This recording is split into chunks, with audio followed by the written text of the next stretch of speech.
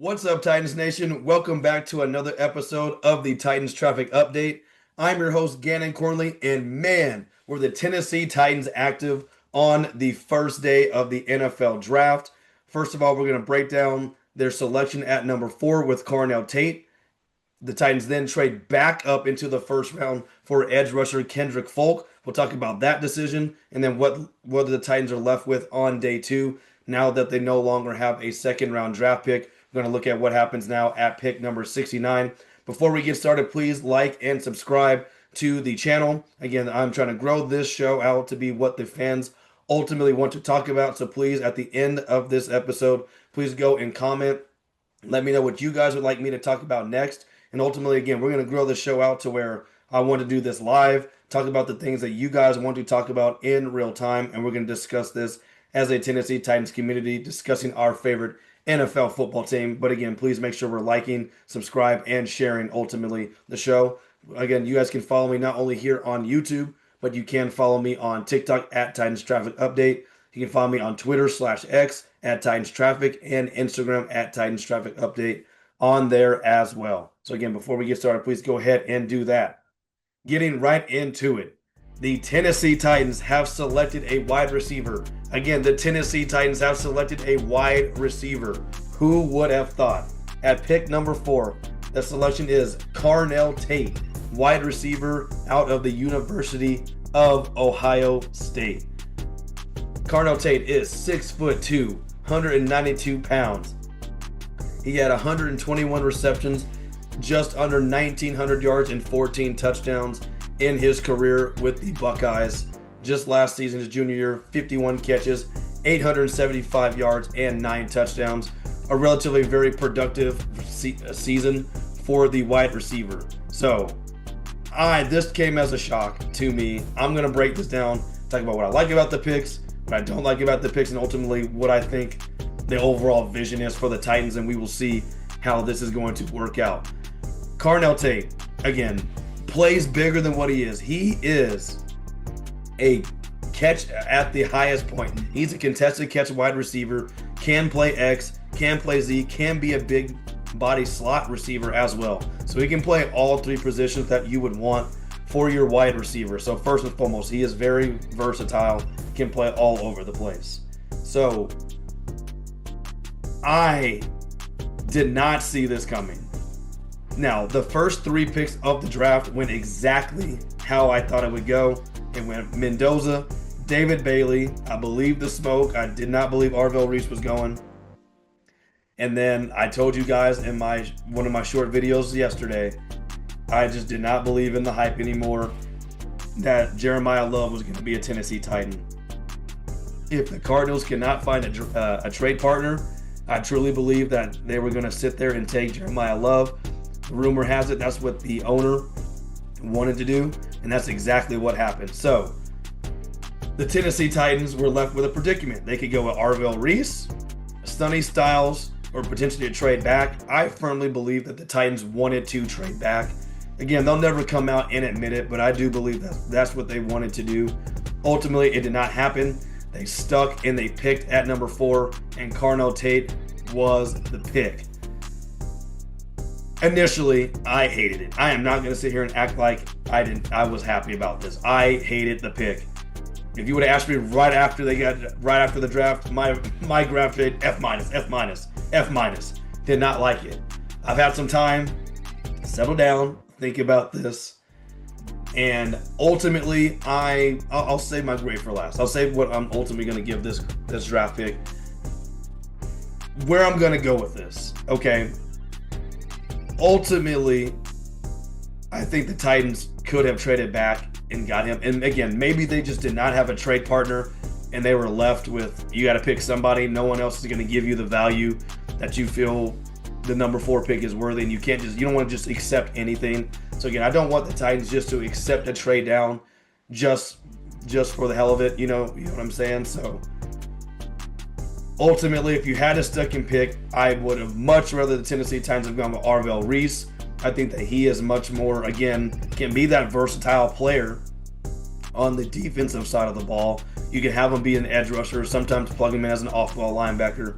And I think that he would have been a great prospect to have under Robert Saleh and get the best out of him. Again, if anyone was going to get the best out of Arvell Reese, who's kind of a project, it was going to be Robert Saleh.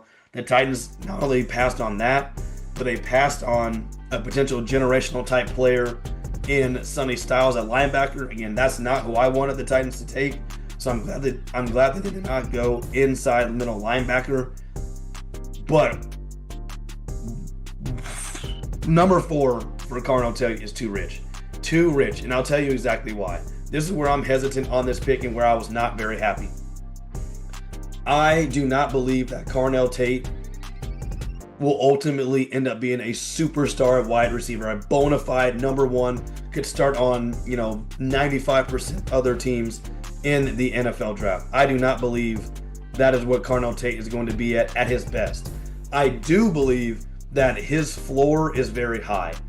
And my friends who I was watching the draft with can attest to this. I said, I think the best, again, I'm not saying he plays like this player, but the best version of Carnell Tate, in my opinion, is another former Ohio State wide receiver in Chris Olave. I think Chris Olave is a great player. And I think if Chris Olave was on the Titans right now, we'd be jumping through the moon if we could get a player of that caliber. Because the Titans are desperate for that type of receiver on their roster. But I do not believe that Chris Olave is in any type of top 5 discussions. I don't believe Chris Olave is in any top 10 wide receiver discussions in the NFL as it stands today. And so, again, this is not to hate on him, but I think that if you're going to draft a wide receiver at number 4, you need to be getting a Julio Jones. You need to be getting a Megatron, Jamar Chase, player of that caliber. Again, I don't think he's a top 5 player yet, but Malik Neighbors, you can at least see the mindset. Even Marvin Harrison Jr., who hasn't lived up to the expectations, he at least had that hype, that feel, that he checked all the boxes to be what you would be led to believe is a all-time potential great receiver. And I do not believe that Carnell Tate is that. I think that he's going to have a very, very high floor, and I think he's going to be a very good player. A lot of people have been talking about, is he the next Corey Davis? Is he the Corey Davis? He gives Corey Davis vibes, but I do think he'll be better. For one, I think he's more locked in than Corey Davis. Corey Davis, not only did he play at a smaller school, but he came in, he was the man. You questioned who he was playing at the collegiate level. And then Corey Davis retired very early into his NFL career. I think Carnell Tate is all about ball. I think he's going to be a Titan for a very long time. And I think that he's going to be a dog. I think having him and Cam Ward together, I mean, they're going to be all about football, and I love that. So I don't want my disappointment of the pick itself to take away from who I think that Carnell Tate can be, because I do think he can be a very productive player, and he is an ideal fit for what the Titans need. I said it in my episode last week. Go back and watch it. I said that the Titans need a big body receiver who can be the X receiver and make big body catches and stretch the field down the field. That's exactly who he is. He's a guy he's going to be a lot of vertical routes. He's a very precise route runner, and he's very good at double moves. If you look at double moves, he's very good at it. So I like this. I just am very worried about if he'll ever be elite, and we took him at number 4. That's my thing. And ultimately, my ultimate worry is, keep in mind, again, this is a first-round draft pick. So if all things go according to plan, get the Traylon Burks nightmares out of your head. If things go according to plan, again, he's gonna sign a 4-year contract with a 5th-year option. If he is a good player, then we're gonna extend and we're gonna accept his 5th-year option, and he'll be a Titan for 5 years. If he's a good player, you would assume that we would want to get a deal done and extend him beyond his initial rookie contract. Again, if he's a first-round draft pick, you'd expect him to get extended by another 3 to 4 years. Some players don't always play out their second contract in full. So let's say that he plays with the Titans for his 4 years. They get him on his 5th-year option, and then they extend him for 3 years, right? So he'll play his 4 years, 5th-year option, And at most, typically most players play 1 to 2 years on that extension. That's 7 years. We're going to have him be a Tennessee Titan for around 7 years if all things go according to plan. And again, that's not a bad thing, but is he a number one receiver? Is he a guy who can be, again, I'm thinking at his best, he's a Chris Olave. I'm not even saying he will ever even get to that point. And so did we want to take a wide receiver at number 4 that may never be higher than a top 17 to 23 to 24 wide receiver in the NFL? That is not, in my opinion, worth the 4th overall pick. If you would have traded down, got him at 6, 7, or 8, again, even then, that might be a little rich for a player of that caliber, but at least you're gaining more picks with that. We just stuck and picked at number 4. He's got to be the guy.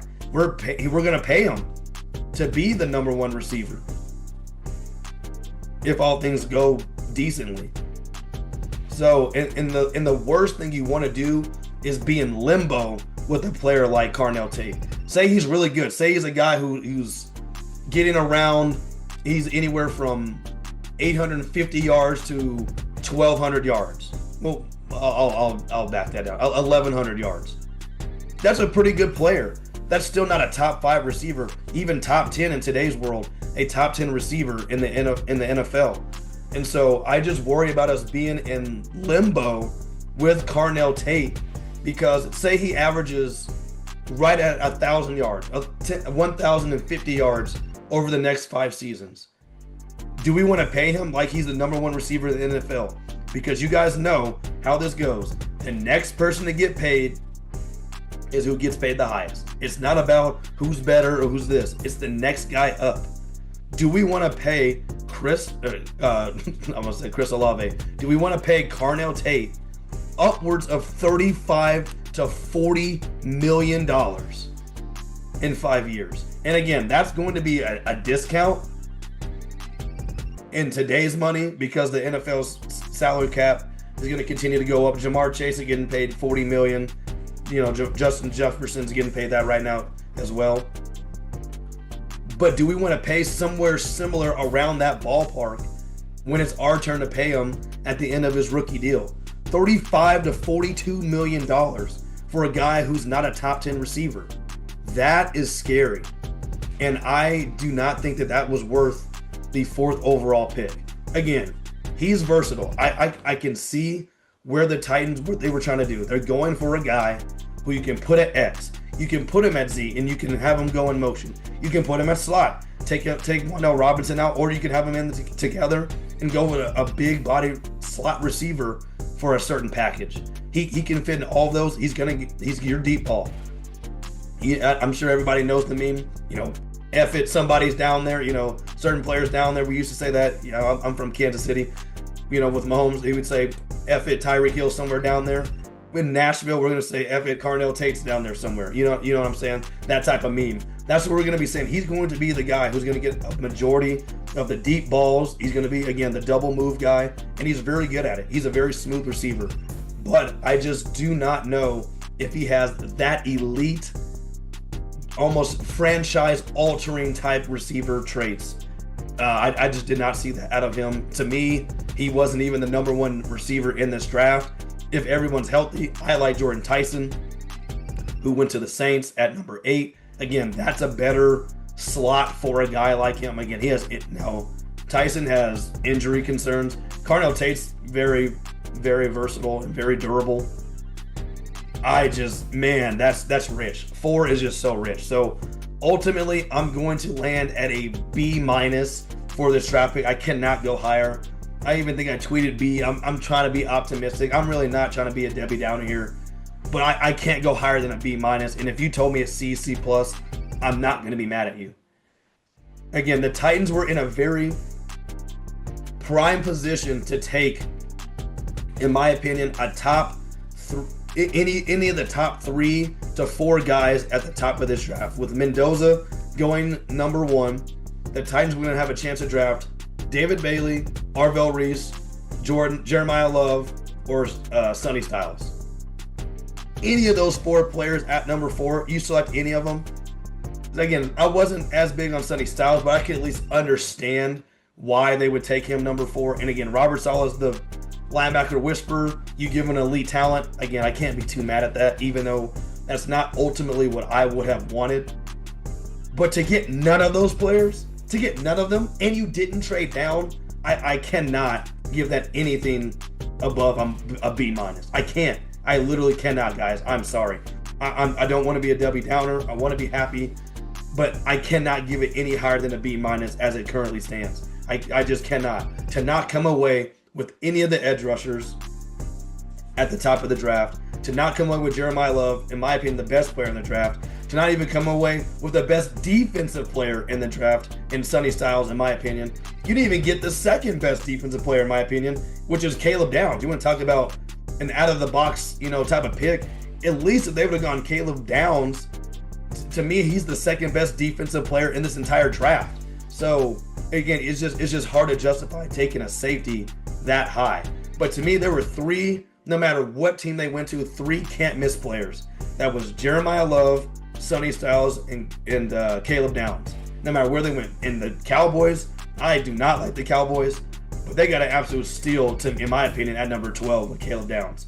So just to get none of those guys, none of them, when you had the 4th overall pick, you didn't even have to worry about anybody trading up in front of you to get any of these guys. You could have just drafted them, and they went with Carnell Tate. Again, the Titans will never admit it, but deep down, I truly believe that they were praying that Arvell Reese went to number 2.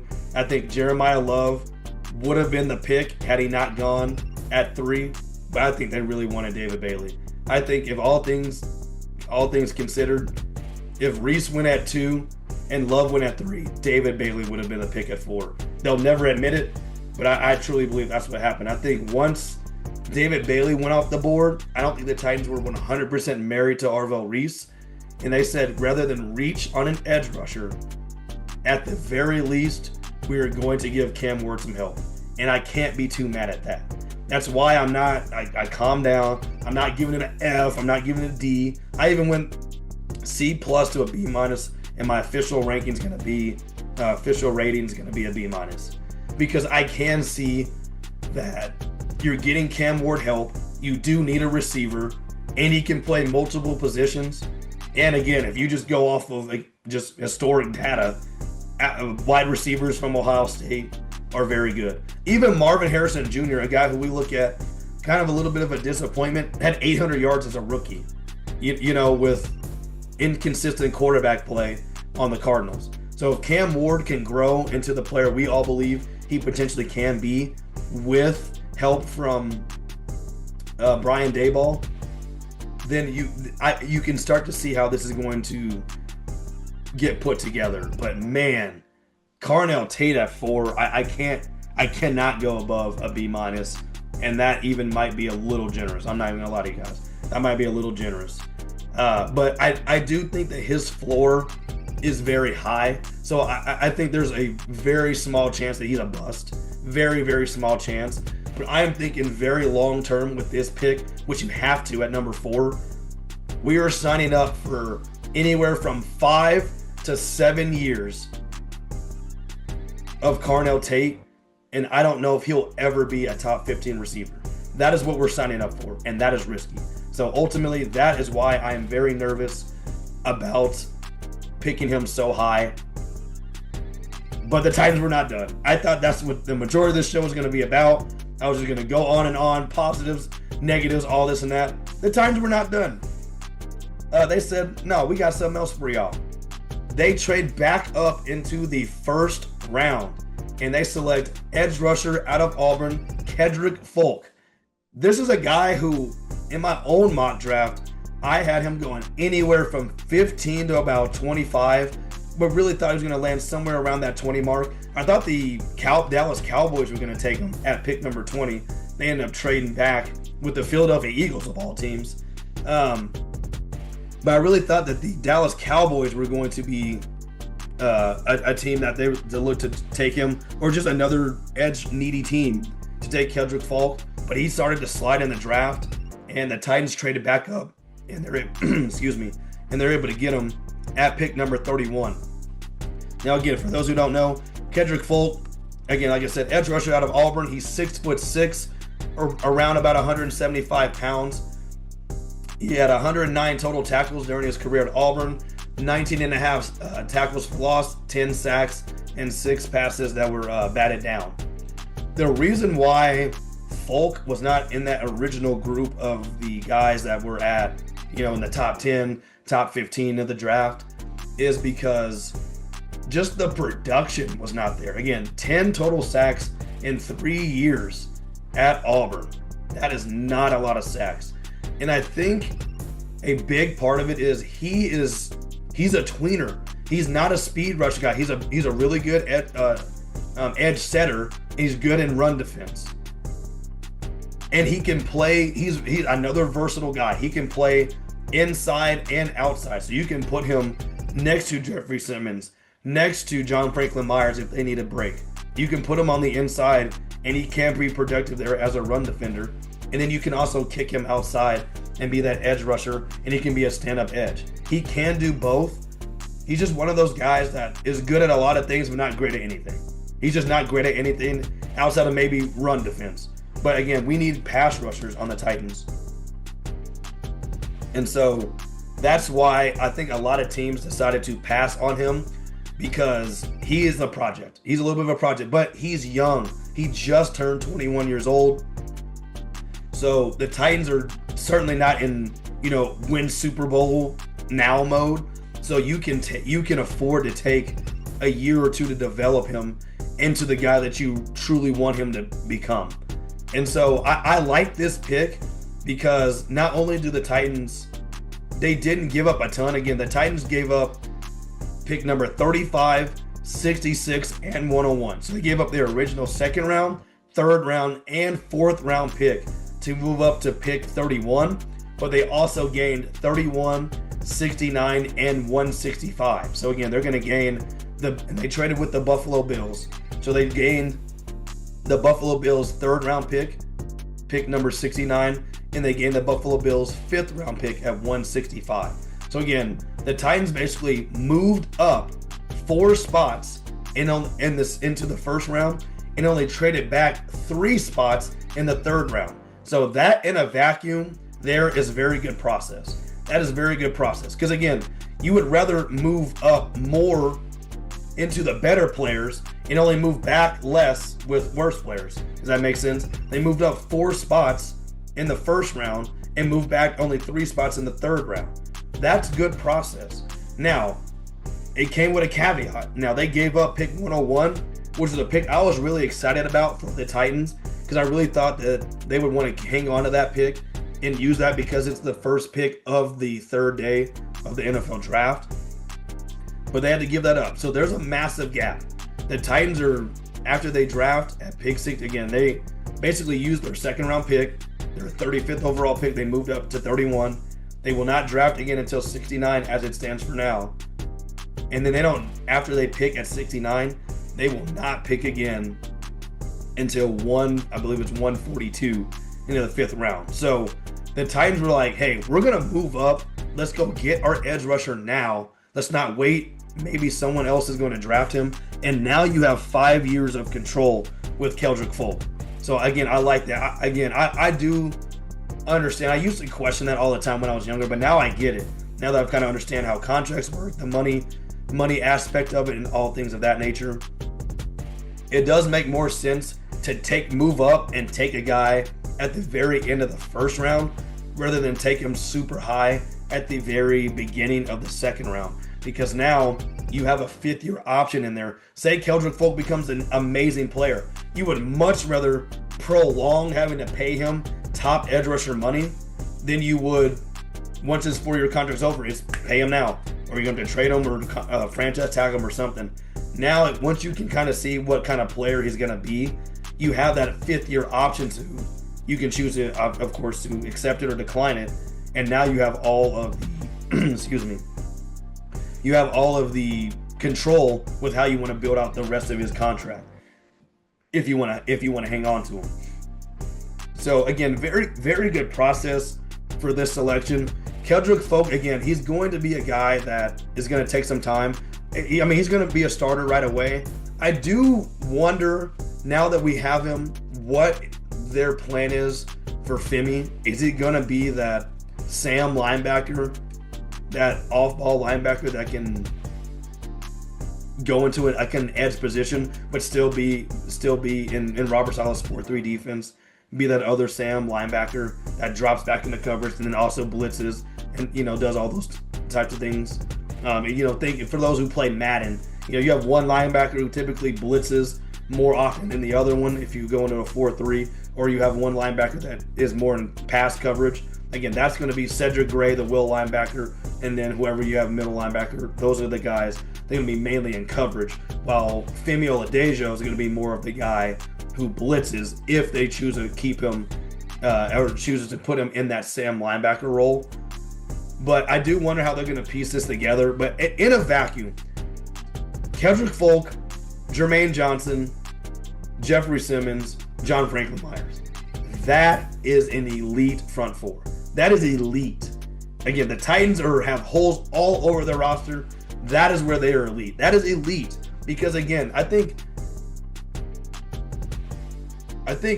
Faulk is going to. I'm trying to be careful here. I don't want to go. I never like to be the guy that. Again, I'll give some hot takes, but I don't ever like to go too far. Faulk is just a guy who I think is going to be I don't think he has a chance to be a bust. I just think that he's a guy, again, where I don't think he'll ever be all world. So you just wonder how the Titans are going to play this.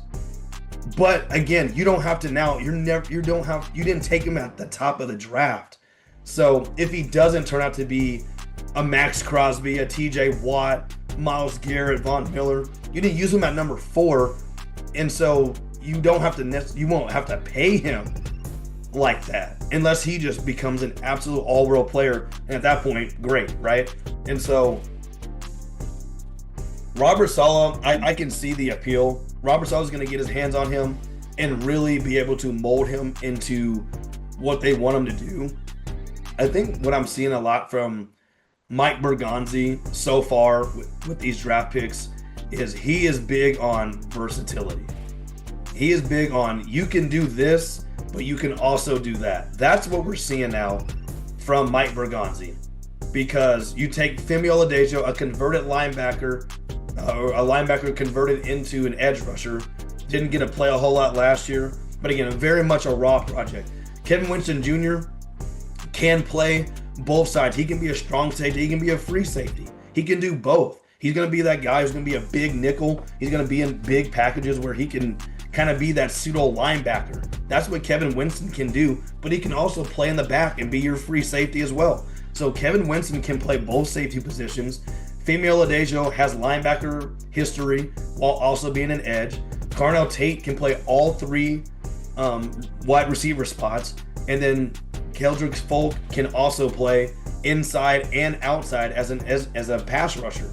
So I think versatility is going to be very big with Mike Borgonzi. He's showing us that he is not going to just, this is all that you do, this is what you're going to do. That's why I was really nervous with David Bailey to begin with, and hearing that the Titans were very big on David Bailey, because he's just a pure speed rusher to me. Everything I've seen, I don't think he was very powerful from the tape that I watched. He's all about speed. And if he doesn't have the appropriate bend to get to the quarterback, that's all you got. You know what I mean? That's his move. And so again, this is not about David Bailey, but that's what worried me about him, just that he may be a one-trick pony. Keldric Faulk, at least he can do a mix of things, but he's just not elite at any of them. Now, again, he was a guy who drew a majority of the double teams in college when he was at Auburn. Again, so he will not be double teamed like that on the Titans with Jeffrey Simmons, John Franklin Myers, and Jermaine Johnson. So I'm very intrigued to see how he's going to do with a lot of more one-on-one situations, and he's going to have a lot of help. So to me, just looking at what I've seen from his Auburn tape, he seemed to me, he was the guy, he was the setup guy. He was the one that a lot of offensive coordinators focused on stopping him and not letting him wreck the game, because he has the ability. He's very strong. Like I said, he can go up against guards, he can go up against tackles, he can beat tackles with some speed, he can beat guards with power, so he can do it all. But I think that he was the focal point that a lot of offensive coordinators in college were focused on stopping him, and then they kind of let the rest of the Auburn defenders kind of do their own thing. Since he's not going to have that level of attention, now we get to see him more one-on-one. Jeffrey Simmons is the guy that you double team. John Franklin Myers is the guy that you double team. And so now we get to see Keldric Faulk be that one-on-one guy, and I think that Robert Saleh is really betting on that upside. Hey, you were going through the gauntlet. You're going through this guy, going through this guy. You're going inside, outside, inside, outside. Auburn's relying a lot on you to get to the quarterback, and the opposing teams, their whole, offensive plan going into the week is stopping you. Well, now he doesn't have that pressure. He's got three different guys who I think would more attention than he would on day one. And so now that he's the third at best, but really probably our fourth pass rushing option, now he can really start to work on his one-on-one skills, his pass rushing skills. And again, you're getting a really good run defender. He's very, very good at that. So you're not going to be able to run to his side. And now you get to work with Robert Saleh on what you want to do in terms of getting better at your one-on-one position. Give me that all day. Give me that all day. So ultimately, my Keldric Faulk grade, this is a B+. I think this is a B+. I can't give it an A because again, there's still some question marks. Again, he's a jack of all trades, good at a lot of things, but great at nothing. So I can't give it an A, but I do think that I like this pick a lot better. For one, I think you got better value. You get him at 31 when I thought he was going to go much higher than that. And then you trade into the first round. So now you have a 5th-year option that you can kind of control his contract beyond the next 4 years if he is a really good player. And so I like this for the Titans. Again, this is another, I think, lower ceiling, high floor guy. That's what I think the Titans have done so far in this draft. I think that Carnell Tate's floor is higher than Keldric Faulk, but I think that he still is a guy who's not going to be necessarily a bust, because I think you can see the value that he can bring in the run game. He can play inside next to defensive tackles. He can play outside as an edge rusher. So I think that you can use that versatility to him being a productive player. Just will he be an all-star? I don't know. And again, that's why he fell here. But this is where you take those type of players. They can either blossom or they, kind of just stay where they're at. At the pick 31, I'm all for it. All for it. So ultimately, that's where I have Keldric Faulk as a B. Again, a B+ rating. I think I really like this pick for the Titans. We're not in a win now situation, so you can afford to. Maybe it takes them a full year, to adapt to the NFL. A year and a half. Well, we have that. We're not trying to win the Super Bowl this year. Next year is really where we're going to try to go all big. I think with Cam, we're entering year 3, so he has some time to really get back up to speed. And of course, he has Gus Bradley as his defensive coordinator as well. So I really like what the Titans did there. And lastly, that's going to lead us to what we have at pick number 69. The Titans, of course, again, we traded back. And so we originally had pick number 66. And now we're at pick number 69. There's a little bit of a wait. We got ourselves a little bit of a wait here. But again, just going through some players that I think the Titans could potentially have on the radar. Now that they've traded so far back, again, if the Titans were interested in double dipping at wide receiver, I mean, for sure, Denzel Boston's off the board. I think Chris Brazzell out of Tennessee's off the board. Chris Bell, maybe, because of the ACL, maybe. But these type of receivers typically go, after the first 10 to 15 picks of the second round. Guys who either have like character issues or injuries like that probably would have gone first round. They typically go mid to late 40s. So I think the Chris Bell dream is gone. I really wanted him at receiver. But again, with the price that they paid for Carnell Tate, I don't think that receiver is really even on the board for them. So I really don't know what the Titans plan to do there at receiver. Again, maybe, just maybe. Again, Ted Hurst, he plays that X role, so I really don't know if he'll be available. Zachariah Branch is another slot receiver that maybe the Titans could go after because he's a speed demon, and you could have him be your direct backup to Wan'Dale Robinson, and also he can be a guy who you put in gadget situations, stuff like that. But again, do you want to use a third-round pick on just a gadget guy? I don't really know. And so I think receiver at this point is done until deeper on into the draft. I think some of the edge rushers that could have gone for the Titans at 35, you had edge rushers like Zion Young out of Mizzou, Gabe Jukis out of Illinois, TJ Parker out of Clemson, Cassius Howe out of Texas A&M, R. Mason Thomas out of Oklahoma. Those are all guys who I expect to probably go in the either late 40s to late 50s, anywhere in that 10, pick 48 to 58. I think all those edge rushers probably will be off the board. You can look at linebacker. I think Jacob Rodriguez, that's a dream there. I think he would have been a really good pick at 35. I don't think he'll be there. Anthony Hill is one I've got my eye on out of Texas. If I had to bet, I don't think he'll be there at 69. But man, I think we're gonna have our hearts ripped out. I think he's a guy who's gonna go at like pick 63, 64. He may even go to the Titans' original pick at 66, because I think that the Bills could use a linebacker, and so they might take him. I would love Anthony Hill, and there is your Fred Warner. There's your what everyone was mocking the Titans to. Sonny Styles, they're like, Robert Saleh likes his linebackers. Robert Saleh wants this. There's your linebacker, and Anthony Hill Jr., who I would love that. There's your Fred Warner type player.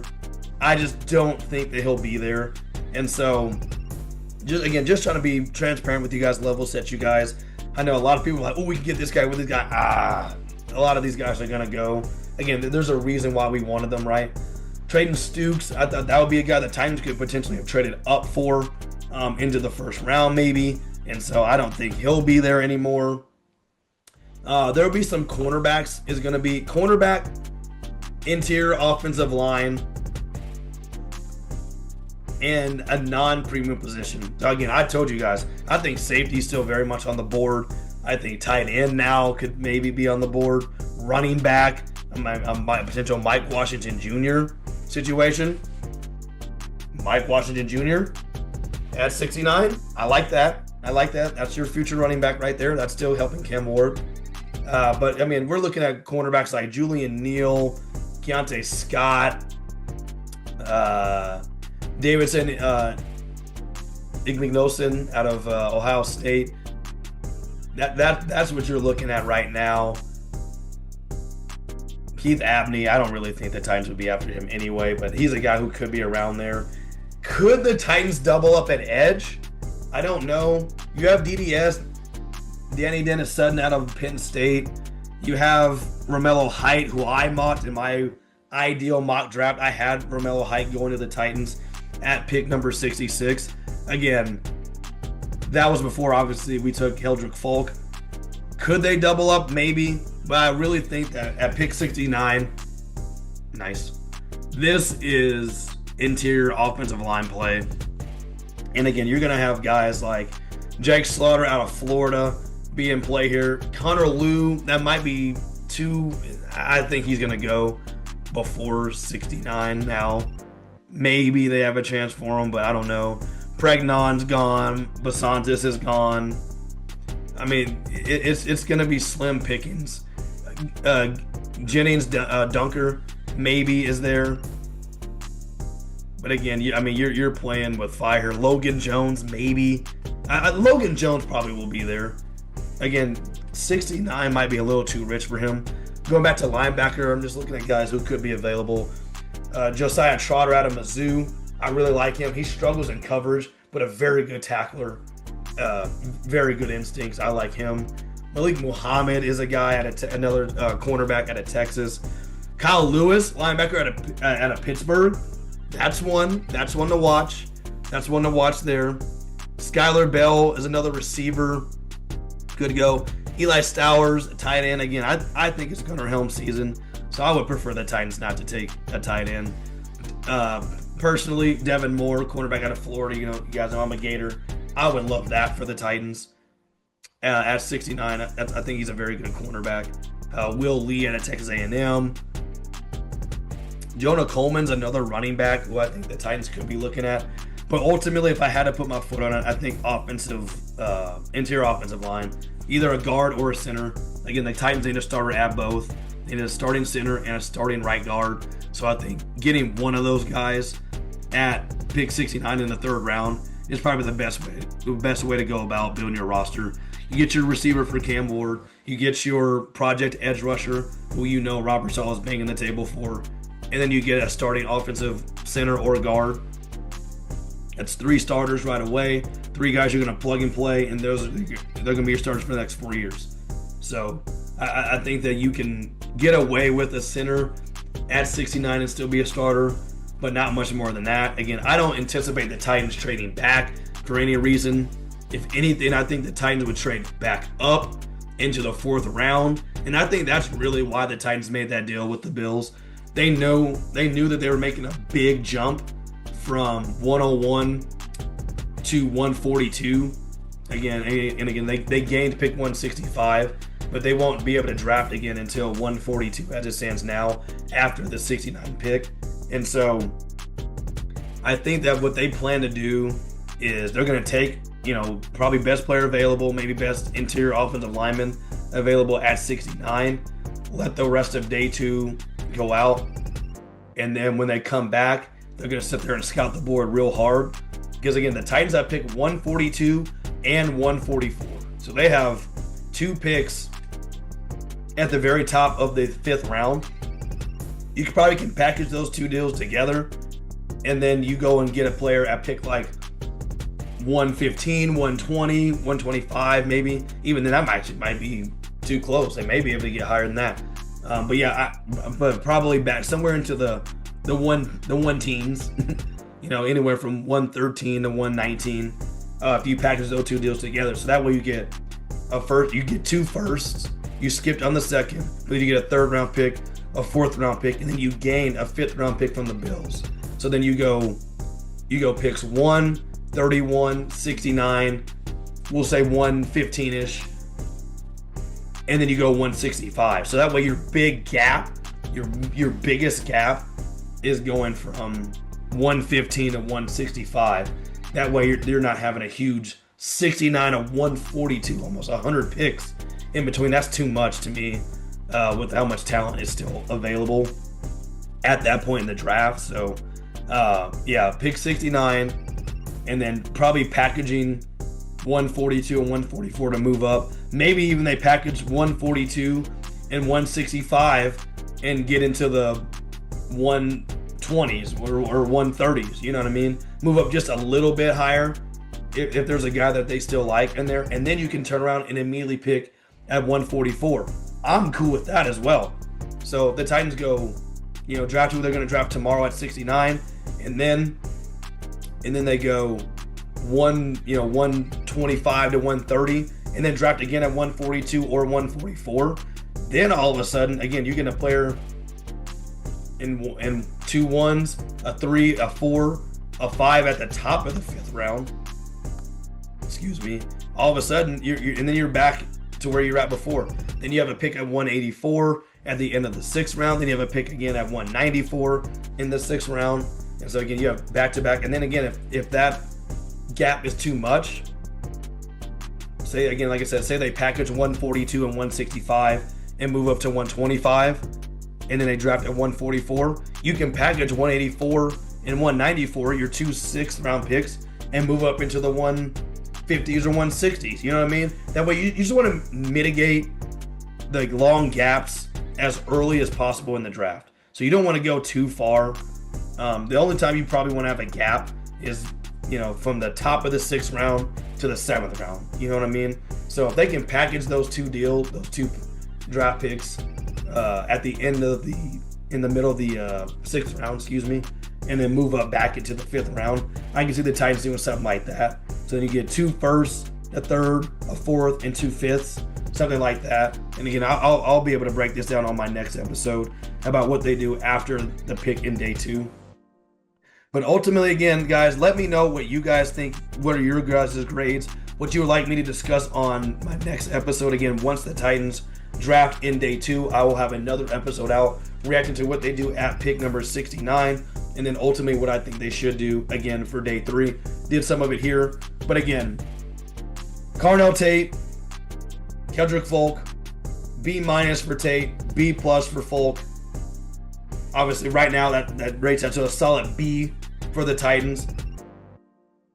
Versatility is the thing. I did not like the value of Tate. I like the value for Faulk. And so the Titans are somewhere right in the middle. And again, for a team that is got so many holes, they're trying to elevate. I can see what the Titans are doing. They're trying to elevate their floor, and I totally understand that. And so I can't be too mad at that. But man, I was on one when they first took Carnell Tate. Let me tell you, I was on one. I was not happy about it. I thought that they were locking themselves into a player they could have gotten in a simple trade back. Again, maybe the trade back was just not there. We'll never know because the Titans will never admit to it. They're going to go to the grave telling Carnell Tate he was always the pick. He was the only player that they wanted, or the best player that they wanted, and they were just going to go from there. So again, let me comment. Again, like and subscribe, and please share this show.